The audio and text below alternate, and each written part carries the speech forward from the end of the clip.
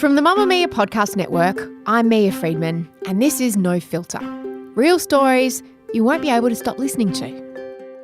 Maz Compton was one of the first ever interviews I did for this podcast way back in 2015. And at the time, she was the host of Today FM's Sydney Breakfast Show.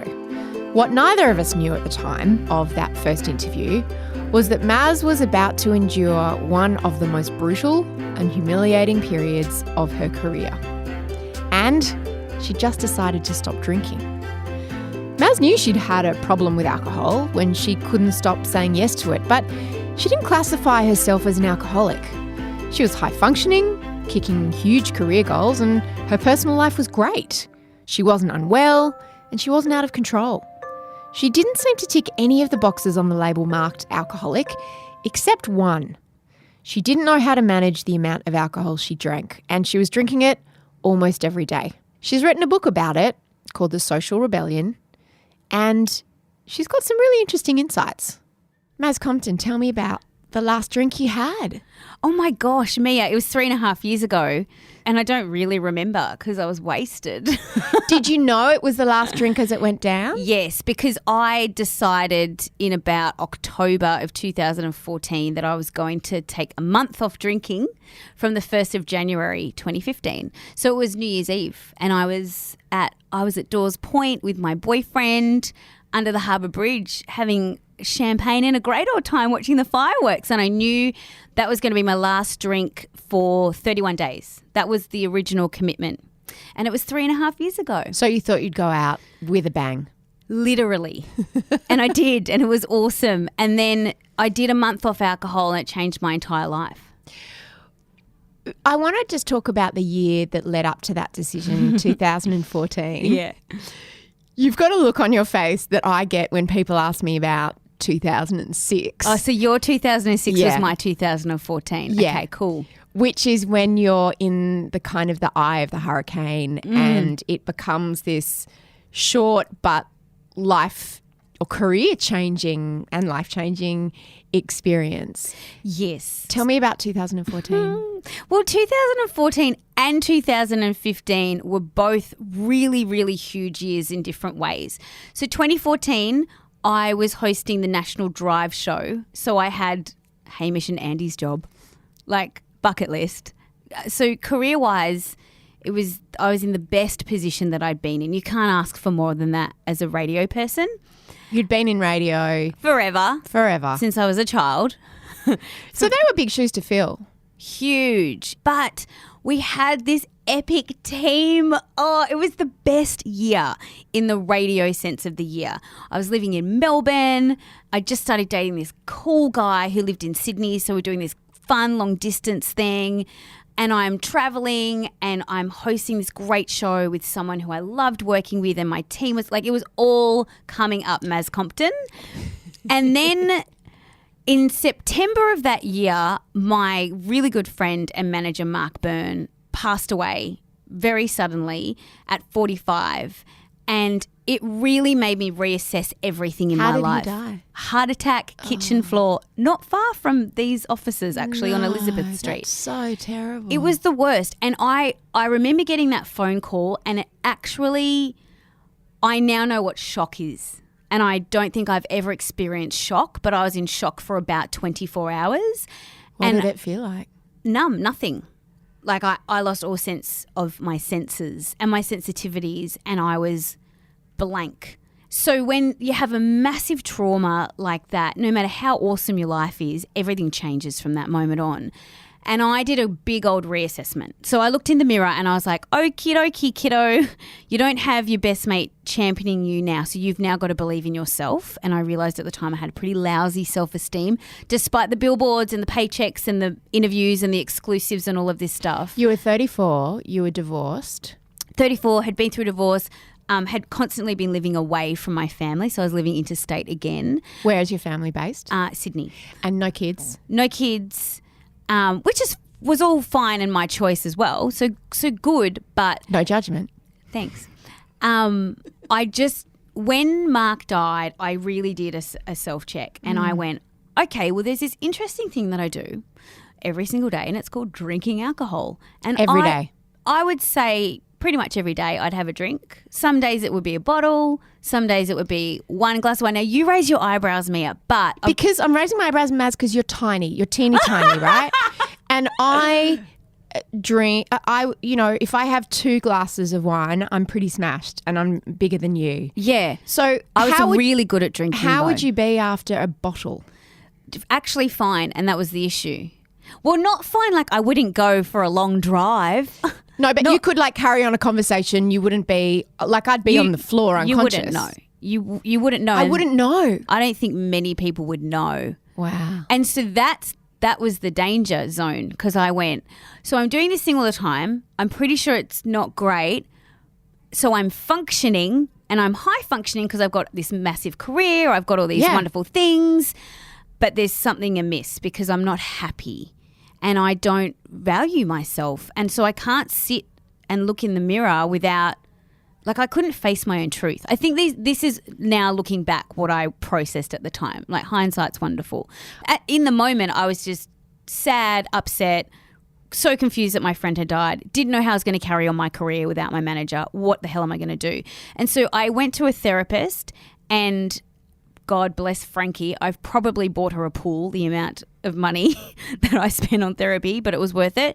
She said, you need to grieve this in a positive way, because I wasn't coping. And I said, look, I drink so much alcohol, and I Googled one day, am I an alcoholic? And I read the AA manifesto, and I was like, I'm not an alcoholic. Like that's not true for me. Which bits weren't true? I didn't feel powerless under a disease, which is the kind of the overlining statement. I was like, I'm not powerless. Like, I can go a few days without a drink. I just don't.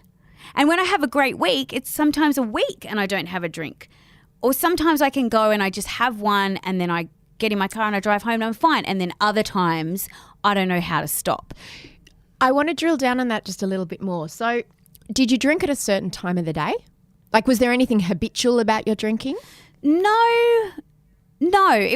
After work, mainly. So it's not like you woke up in the morning and started craving a drink at 10. And this is the thing. That's why I didn't identify as alcoholic, because I was like, I'm fine. I would go to the gym. I would go running. I would do hip-hop yoga after work. And then I would get home, and then if I was a bit bored, or if I'd had a crabby day, or maybe something good happened, I'd be like, there's a bottle of red. Let's have a glass. And then sometimes I'd have a few glasses. Or did you like the way it made you feel?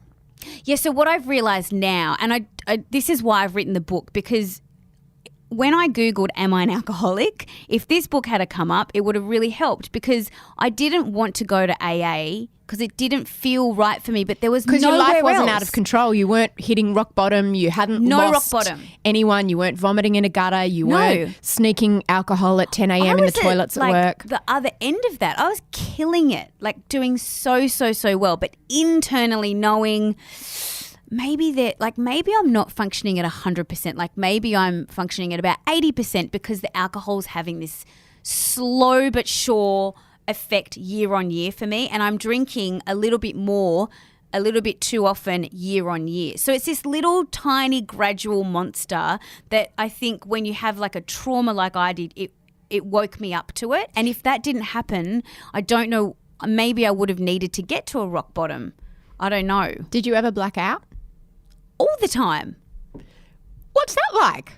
Well, as in, I didn't pass out in public, but I would get home and not remember stuff. I think that's really normal. People binge drink, and that's quite normal, that you don't remember events, or you remember a version of events that aren't the truth. Like a conversation that you had where you think that you're being lovely and polite and you're being an absolute mole, or where you think you're having a really nice casual conversation with a friend, but you're actually yelling in their face, right? That to me is the definition of blackout, is when you remember things incorrectly or it's a little bit twisted, because alcohol stops your brain working. Did you know that?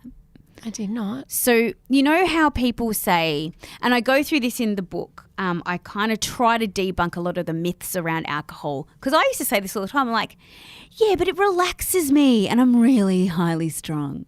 And I was at the time. I was very stressed and it did relax me. And the reason that you feel relaxed is because it stops your neural pathways in your brain working. So when your brain stops working, it can't tell your body what to do, so you relax.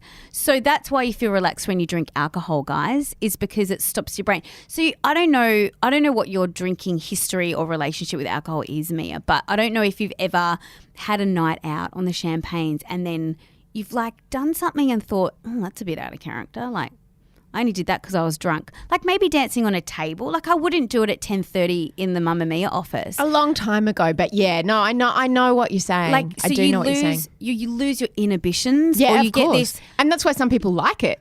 Right. Because my danger point with alcohol came when I had really bad anxiety, when my anxiety was at its worst and it was untreated. And I was having like an 11-day panic attack. Oh my gosh. It was horrendous. And the only thing that would help me was having a drink at the end of the day. And then I found that I was thinking, I know. And then I was, my gosh. I found myself thinking, do you think I could have a drink at 10 o'clock in the morning? And then I deal could with the anxiety? Yeah, and then I could see how people use alcohol to self-medicate. Self-medicate, yeah. Yeah. And the interesting thing with anxiety and depression is even though you think, our brains are insane, you think it dampens it or it takes the edge off, but it makes it worse because it's a depressant. And so it stops your brain working properly. It's actually a depressant. So you might have a drink or two and feel, I'm doing air quotes, it doesn't work on a podcast, feel relaxed. But then how do you feel the next day? A lot of people say their anxiety is worse the next day, like after drinking. So that's what alcohol really does, is the next day, like the flow-on effect, the hangover, the dehydration, the pit of regret in your stomach of, oh my God, what did I do? How did I lose my shoe? I don't even know what happened last night. All those things are because your brain stops working when you drink alcohol. It's a direct effect. And this is all stuff that I've learned from not drinking for 3.5 years, but doing a lot of research that's out there that we don't talk about. So what I see flying around on, I still haven't really finished about 2014, but anyway, we'll get back there. We'll get back to that. What I see flying around on Instagram that does my head in is Friday is code for let's drink wine, girls. And then everyone's tagging in all their friends. And I'm like, oh, no, this is bad.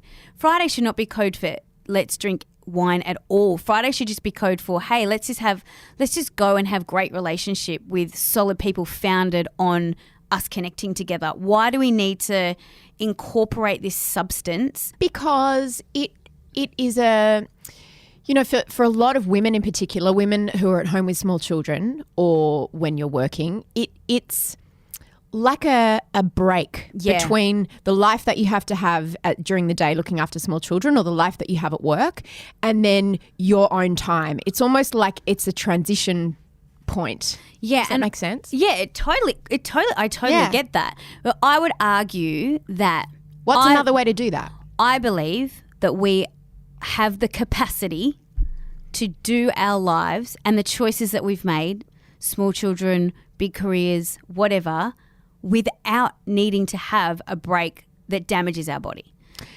But why, and I'm sure I'm going to ask you in a minute about the reaction that you get. Yeah, sure. Let's park that and get back to 2014 because I want to finish it off. So after Mark died, did you find yourself drinking more? Yeah, I did because it was this mini spiral where I didn't know what else to do because I didn't know how to process my emotions. So you had feelings that you wanted to block and you blocked them with alcohol. So I will say now that alcohol was my coping mechanism for emotional stuff I didn't have the tools to deal with. And that was from my early 20s to right up until I stopped drinking. And I can only say that because I don't drink anymore. And I know how to deal with my emotions. And I say deal rather than cope because I really believe that if we all start dealing with our stuff, good, bad or indifferent, instead of just trying to cope with it, you've got a better chance of actually having resolve and moving forward past whatever that is. Whatever that sticking point is for you, when you deal with it, issue, past trauma, broken heart, loss of job, disappointment, all these things that are so inevitable in life. If you cope with it, it doesn't go anywhere. But when you deal with it, you can get over it and move on. Did this guy that you were dating, Who's now my husband. who's now your husband, did he notice you were drinking a lot? Did he have any, input into? I told him, so we were in long distance relationship and we're dating. So like what else do you do other than go out for drinks all the time when you're dating someone? So he would fly to Melbourne for the weekend and we'd have this great weekend. Was he a big drinker? Not at all. But when we were together, bottle of wine with dinner or, you go to a bar with friends and have beers. So after Mark died, I made the decision through seeing my therapist what I was going to do. I made 2 calls. I called him and I called my mum. And I was like, I don't know if you're going to be on the journey for much longer with the Maz Compton train because I have something to tell you. I have a drinking problem and I'm going to do something about it and I need your support, not your judgment. And he was just great about it and so was my mum. What was the problem part for you? The problem was I didn't know how to stop. Right. So my problem was... But you just said sometimes I could go for a week and not have it. Yeah. But that was more sort of accidental, wasn't it? Yeah. When I say I didn't know how to stop, I mean the behaviour. So the pattern of behaviour was something good happened, I'll have a drink. Something bad happened, I'll have a drink. I'm alive, I'll have a drink. My friend died, I'll have a drink. You didn't know how to drink in moderation, basically. Yeah. For you, it had to be all or nothing. All or nothing. And I didn't want to do it anymore. That was the other thing is I was like, I did that thing again.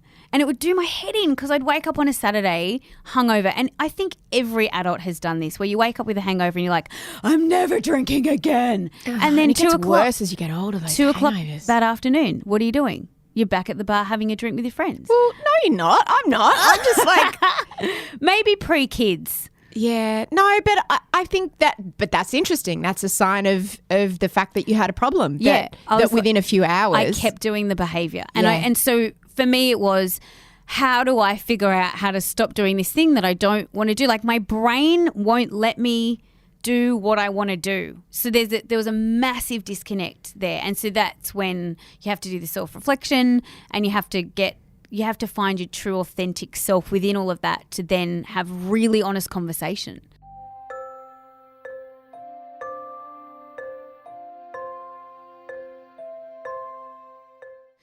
So 2015 rolled around. Yeah. How did that go? So 2015 was really interesting because I got a lot of backlash because I started Sydney Breakfast Radio and I quit drinking. And so I think there might have been this expectation that I'd have all these wild stories about parties on the weekend and I'm like in my pajamas on a Friday night at 8:30 just being super chilled. And I found my fitness religion of F45 that year. And what's F45 for those who don't know? F45. Your fitness religion. I love it. Yeah. F45 it's a high intensity interval training group classes gym franchise. And I started going to one in the city because someone had given me like a free pass to go. And I just loved it. It worked for me. And I now own 2 of the gyms. That's a whole other story. But you're a lady startup. I found a thing that worked for me that I was accountable to that made not drinking a lot easier. So even though I only... Do you mean going to the gym and doing this workout every day? Yeah, like just having an appointment to do exercise that I didn't want to rock up feeling lousy for. And that's a self-fulfilling prophecy with exercise where you start doing it, you start to feel better, you see the rewards. So then you don't want to go and eat super badly on the weekend or have 10,000 beers because it's undoing all the work. So I didn't want it to be counterproductive if I was investing my time and energy into this thing that I've always loved working out, but this really did work that year for me. So it was interesting because there were with radio and I guess corporately, I'm assuming there's a lot of pressure to drink, lunches, celebrations. We did great. Someone's birthday. It was always drinks. And that year I didn't drink at all. So I did a month and I felt so good. I was like, I'm going to keep going. And maybe it was like this tiny bit of ego in me that went, I'm going to show everyone that I've really got this. And so I didn't drink that entire year. And then I lost my job. And that's one of the worst things that can happen to you. How did you find out that you lost your job? Have you ever been fired, Mia? I haven't been fired, but I have had a situation where it kind of it was so uncomfortable that I had to leave, and then everyone thought I got fired, so it's kind of the same thing. It's the worst. I've been absolutely humiliated in a job on my way out the door. The public humiliation, because especially it was in media, so it's all in the That's newspaper. always fun. How did you find out that you lost your job? I read in the newspaper that it's just funny to think about now. So I had actually been in America for Red Bull TV, and I'd come back and I got off the plane, and my co-host sent me a link to a newspaper article saying that he and I were being replaced on Sydney Breakfast. And I was like, that's really funny. By Rose McManus. Yeah, that was the article. And I was like, well, the article did say rumoured to be taking over, but I was like, that's just so funny because like Dan and I do the breakfast show. Like, what a silly article. I was like, that's such a silly article. Like, and Dan and I had such a great friendship that we would, send each other dinosaur news and stuff to make each other laugh. And so I'm like, lol, hilarious. 10 o'clock that morning, I get the phone call and I get told that, we don't have a job anymore and we were going to be replaced the following year. So 1 year into a 2-year contract. So that was not expected. You have a great analogy about it being like a relationship because you couldn't even then leave. So we had to write out the rest of just the year on breakfast. So we found out that was early October, and then we couldn't just leave. I guess. I don't know. I suppose we could have. I could have refused. But it felt like... So you had to work 6 weeks after knowing you'd been dumped. Yeah, it was. Yeah, so it felt to me like I was dating someone who I was really in love with, and they were like, oh, soz babe, I'm going to see somebody else, but can we still sleep together for 6 weeks? That's how it felt. Because it was brutal because I knew, and it was all in the newspaper, and there was an announcement, and then there was all the secrecy about who the co-host was and all this stuff, and we rocked up every day and did a kick-ass show, and I'm so proud of that. But back to my point, that was not in the plan when I quit drinking of things to deal with. I was like, I'll just do Sydney Breakfast and I can handle that. But then you get this massive curveball, and then it was around that time that I thought, wow, I've really got a handle on it now because I don't want to go and have a drink, even though something really dumb just happened to me. I'm good. I'm going to keep going on this sobriety journey, and maybe I should write about that. Maybe I should tell my story. Maybe somebody might resonate, and it might inspire somebody to just change their behavior a little bit. How did people react when you told them that you weren't drinking first just for a month? So, because a lot of people do Feb fast or dry July or October. I think there's one for every month. So people aren't generally too threatened by that, are they? Particularly in January, a lot of people dry out in January. You'd be surprised. Not rocking the boat too much, or was there pushback? There's pushback. I didn't tell anyone really. I did it stealth. So I told my boyfriend and I told my mum. And then I really just didn't bring it up until I was in a situation at a bar, call it whatever it was, and somebody would say, hey, do you want a drink? And I go, oh, I'm just not drinking today. And would everyone go, you're pregnant? Oh, my God, you're pregnant. Oh, my God, what's wrong with you? Why are you being so boring? Are you serious? You're so lame. Oh, my gosh, you're the worst. You've ruined my afternoon. What else did people say to me? It was nuts. Like people got angry, like really angry at me for not doing shots. And I'm like, okay, I get it. Pitbull is playing. There's Fireball in the corner. I understand the irony, but I'm not participating in your ritual now, but I'm present. I'm here. We can have a good time. Do you want me to whip my hair back and forth? I can do that for you. Like, I know I've got great moves. It was really bizarre to me, the level at which there was resistance. And so I got really good at just like avoiding the conversation or just changing the conversation really quickly, just going. And one thing I'm really proud of, and I'll encourage people to do this, don't apologize for making a great decision for your own life. And I made a point of not saying, oh, I'm sorry, I'm not drinking. I'd just be like, I'm not drinking. Do you want to have a fight or do you want to just have a good time? Like, do you want to yell at me or can we just carry on and let's go and get some pretzels? With the time that you've had to think about it and digest it, It's a long time. what do you think that reaction's about when people get angry? It's holding a mirror up to somebody else and it's showing them that they're not okay with their behaviour and they're annoyed at you because you're doing something about it and they don't know how to change theirs. Because I wouldn't care if we went out and I said I ordered a glass of wine and you didn't, because I've got no problem with alcohol. But the people who get angry are the ones who feel judged. They feel judged. Or they feel guilty. It's whatever's going on in them. Yeah. So I feel for some people it would have been like, oh my God, I wish I could do that. But I don't even know where to start. And I that's where I used to sit on that end of the spectrum where I'd be like, I wish I could change this part of me, but I don't know how to. But then you just wake up one day and do it. Do you remember ever being out with people when you were drinking and they said they didn't want to drink that night or they weren't drinking? I socialised with people that didn't drink. I honestly, I don't. I was always the person doing dry July. Like I really don't think anyone in that circle of mine was like, hey, I'm going to have some time off. And maybe that's a bad thing because there was just too much pressure to want to step outside of that societal norm, you know, like the rejection and the judgment and the accusations like, oh, so or you must have had a problem.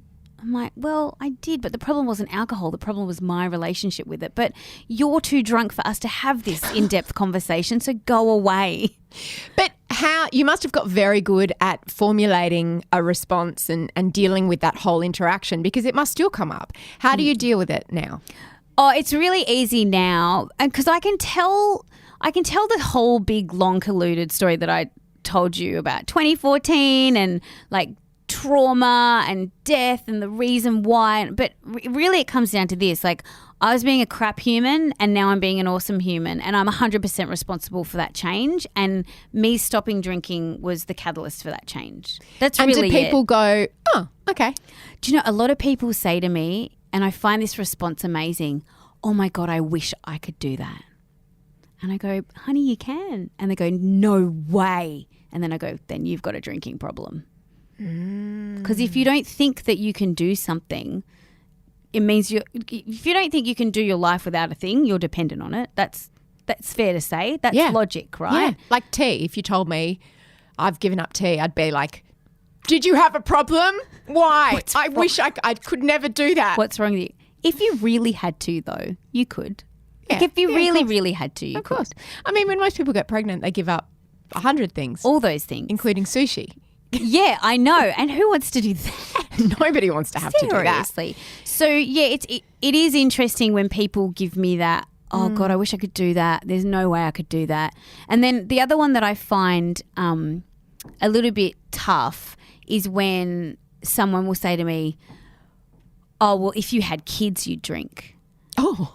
And I go, well, I have stepchildren, but I don't talk about that publicly because that's my personal life and you don't know what's going on in my personal life. But I've had my own challenges and how dare you use your children as an excuse for you to behave badly? Like I don't think that that's a good enough excuse for you to not get your coping mechanisms in check. Like find a better way to cope with how insane your children are. That's very passive aggressive, isn't it? If you had children, you'd understand. Yeah, well, and also I think because I have not had a child come out of me, but I have too, and people don't know that, I think. So there's this.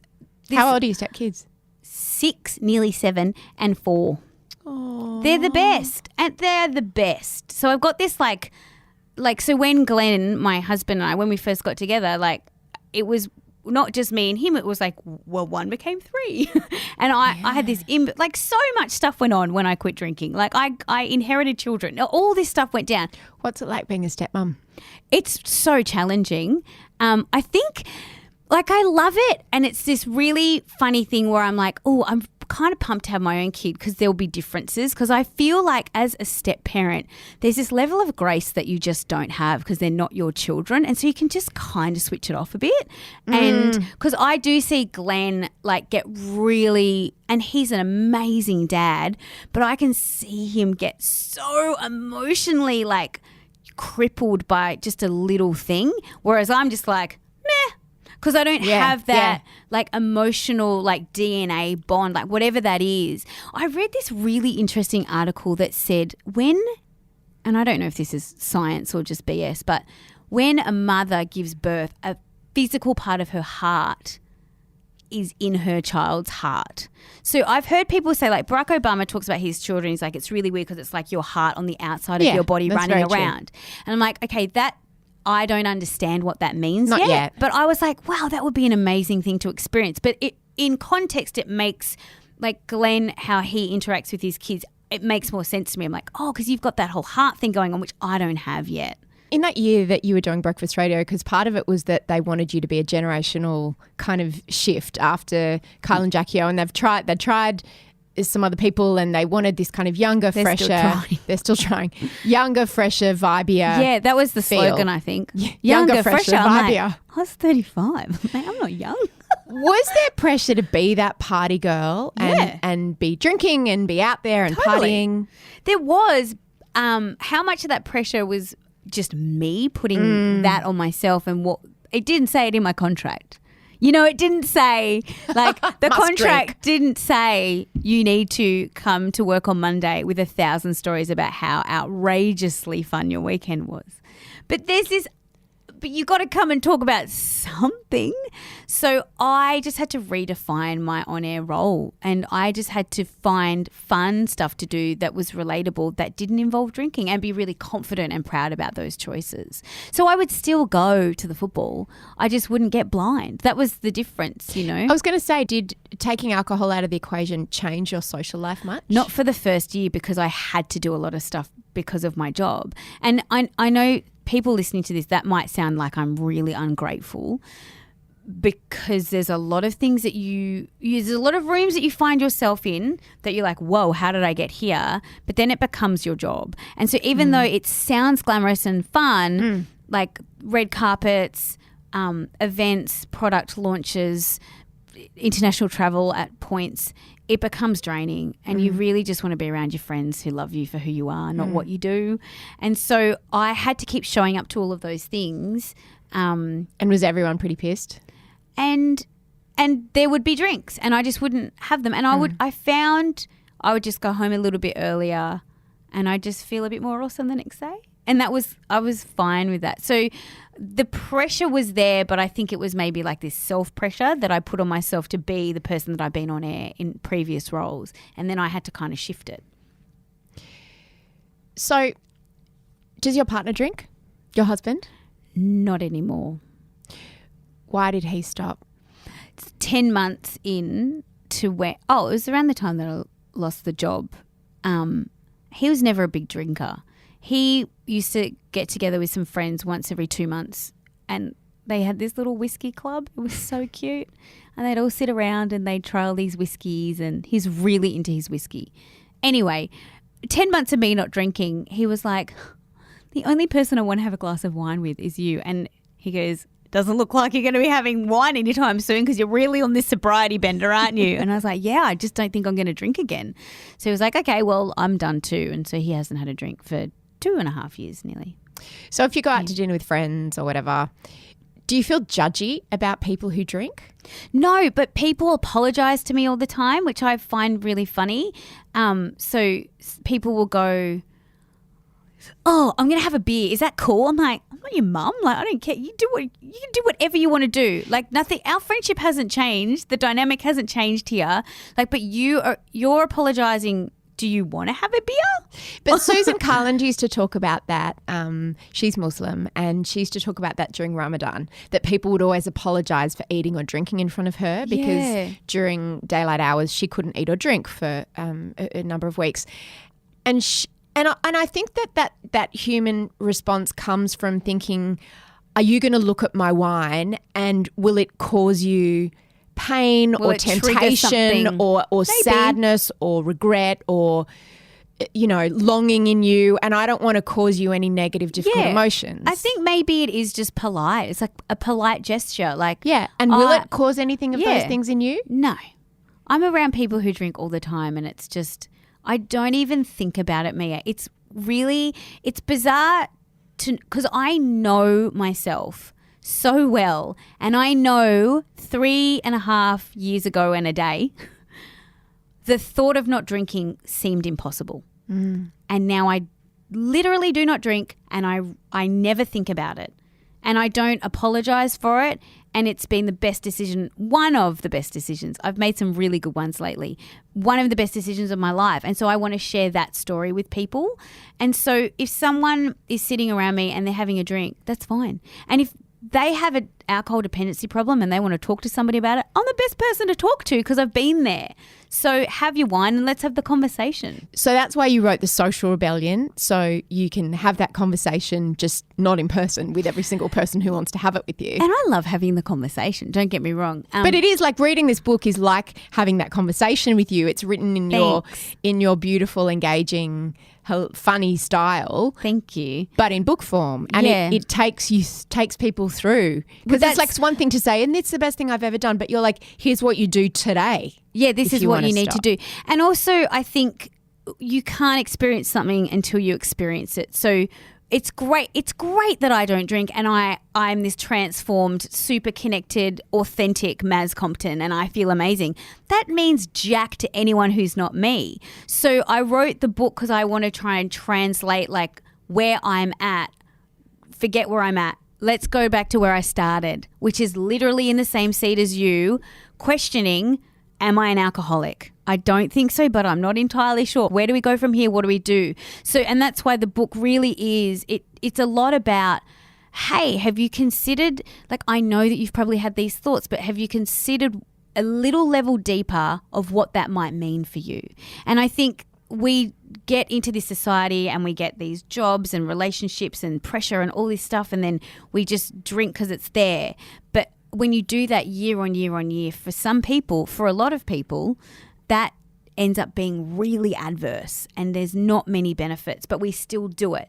So I guess I'm just offering people the option. Like, did you know there's an option to not do that? I'm so glad that you've written it. I think it's going to help so many people. Thanks. I hope and so. it is a rebellion, isn't it? Do you feel like a rebel? So can I tell you quickly why I called it The Social Rebellion? So originally when I was writing it, it was I had called it Unspoken because I feel like this is a conversation we don't really have. And the day that the submission for the manuscript was due, I self-published, but I used a publishing agent in America to make it pretty. So I was submitting the Word document and I just had this total freak out and I was like, this is the wrong name. I can't. This is not the right name. Unspoken doesn't make sense. And someone had mentioned it to me a week earlier. They were like, what does unspoken mean? And I'm like, well, the fact that you have to even ask me that is that's confusing for someone buying a book. It could be about sexual abuse. It could be about anything. Miscarriage. It could be about anything.